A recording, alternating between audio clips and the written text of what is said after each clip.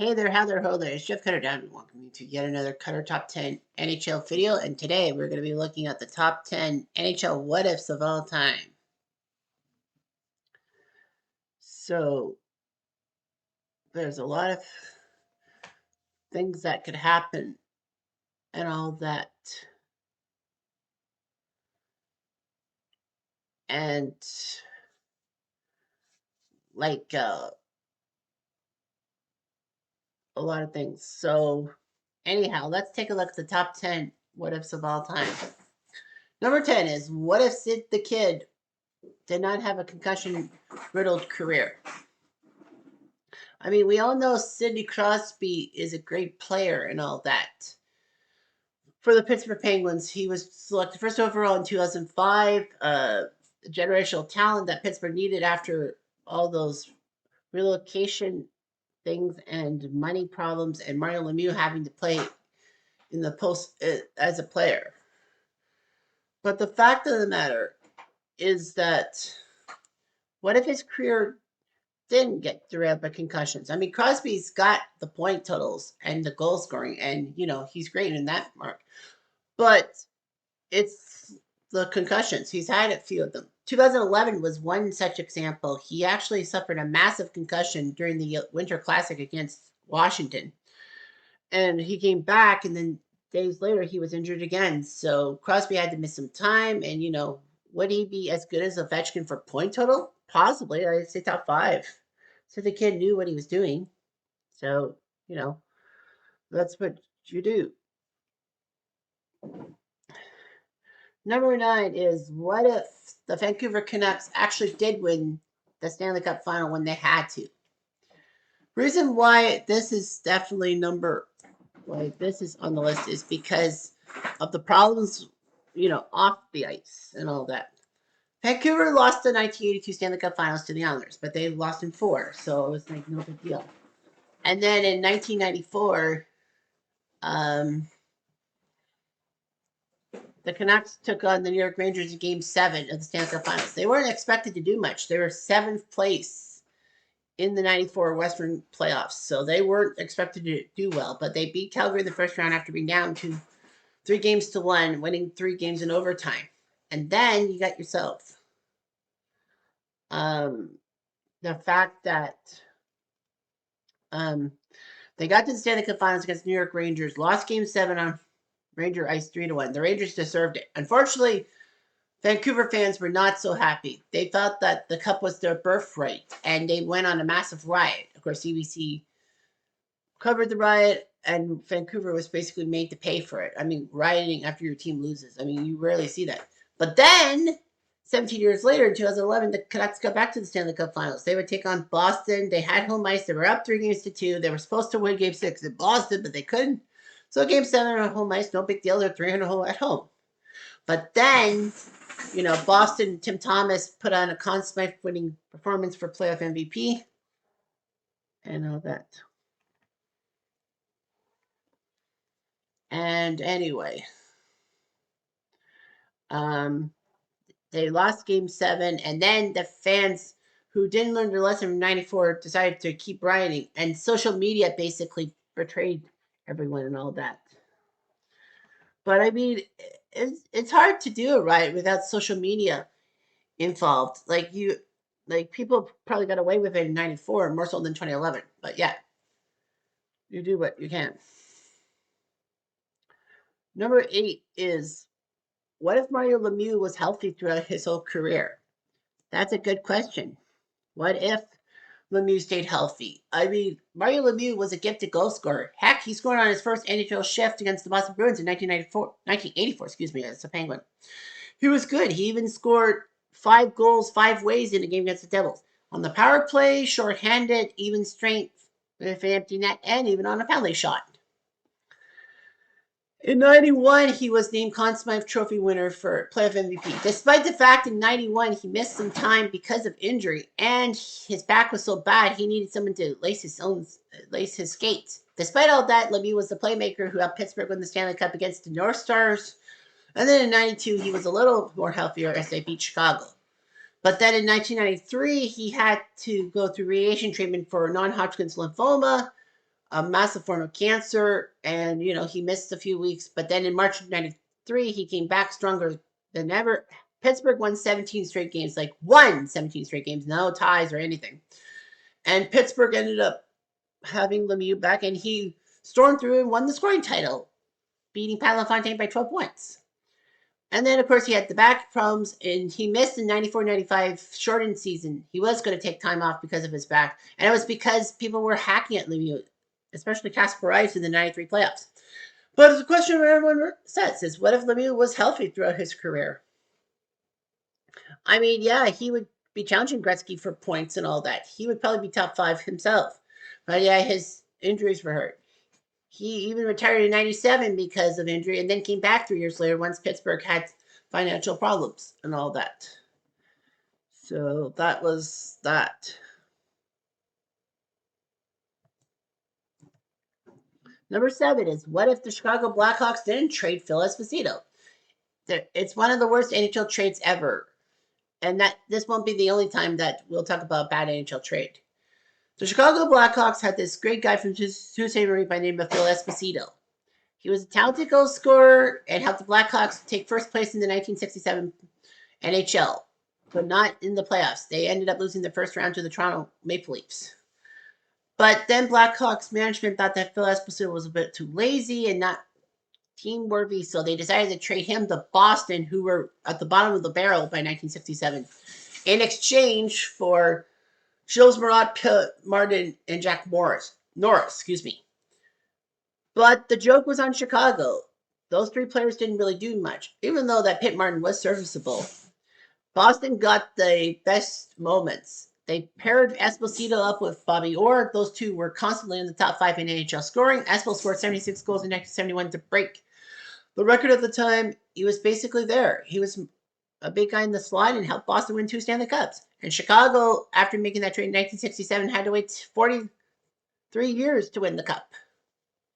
So, I mean, Boston basically took Chicago to the cleaners. But as I said, this is not the last time we'll have that one.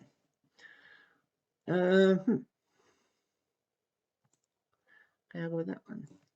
Number 6 is, what if the Leafs did not trade away Tuukka Rask? Again, we go with like a what if with a trade and all that. But this was a massive trade. Toronto is notorious for the past 2 decades for trading away precious young talents for older players, and then that young talent becomes strong and all that. Alex Steen, Phil Kessel, once the Leafs traded away. Brian McCabe did better. A lot. The list goes on and on. But then the Leafs decided to not trade. Decided to trade away Tuukka Rask.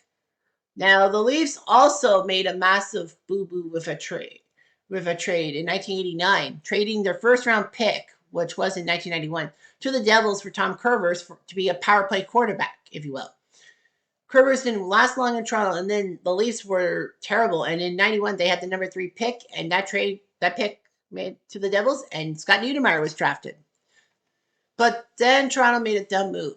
Toronto needed goaltending. Ed Belfour was on the end of his leash. They needed a strong goalie. So they decided to trade Tuukka Rask, one of their prospects, to Boston for Andrew Raycroft, who actually was Rookie of the Year in 2004. It worked kind of for the Leafs. Raycroft did win 36 games his first season to tie a Leaf record.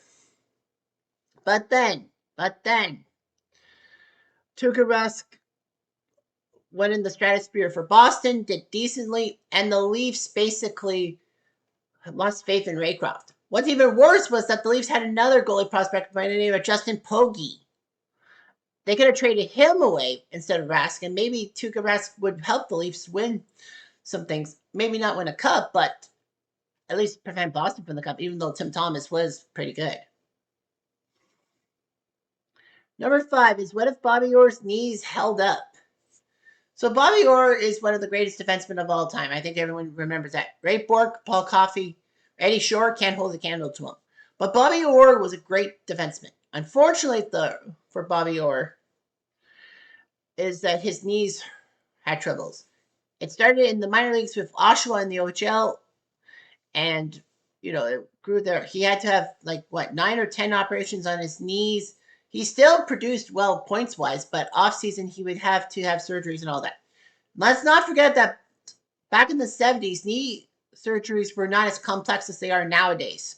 So practically, it's more archaic and all that. But Orr's knees, if they held up for a full career, we would be talking about him as the greatest defenseman all the time by points and by prestige, even though that by prestige, no one can hold the Canada Orr. Yeah, Boston would have been done well, and who knows? There's also a what if. What if Alan Eagleson was not a dickwad to Bobby Orr? I mean, Orr was given a 10% ownership stake in the Bruins if he resigned for them in 1976, but he didn't. Well, Eagleson kept that from him. Orr went to the Blackhawks and only played 20 games for them. Bet you didn't know Bobby Orr was a Chicago Blackhawk. I keep forgetting about that. So, anyhow, that is just brutal and all that. Number 4 is what if Eric Lindros was not dealt from the Quebec Nordiques? So what happened was that Eric Lindros was this big 6'4" tall glass of water, if you will. And he was great for Oshawa. Helped them win the 1990 Canadian Junior Championship, aka the Memorial Cup, over Kitchener. Pissing me off in the process, of course. I'm Kitchener Ranger guy. But nevertheless, Eric Lindros was big. So much so in 91, the NHL draft, he was anointed as number 1. And Quebec finished the worst team in 91, so they got the number 1 pick and took Eric Lindros.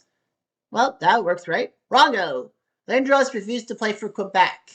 A lot of the people in Quebec City said that he didn't like the French people and all that. However, Lindros did say in later interviews that he didn't like how the Nordiques were run in the first place. And it also didn't help matters that Eric Lindros had what they called the ultimate hockey helicopter parents in Bonnie and Carl Lindros, who would basically berate coaches and teammates of Eric Lindros. Basically, they were just there and all that. Lindros had 2 things over his shoulder, Bonnie and Carl.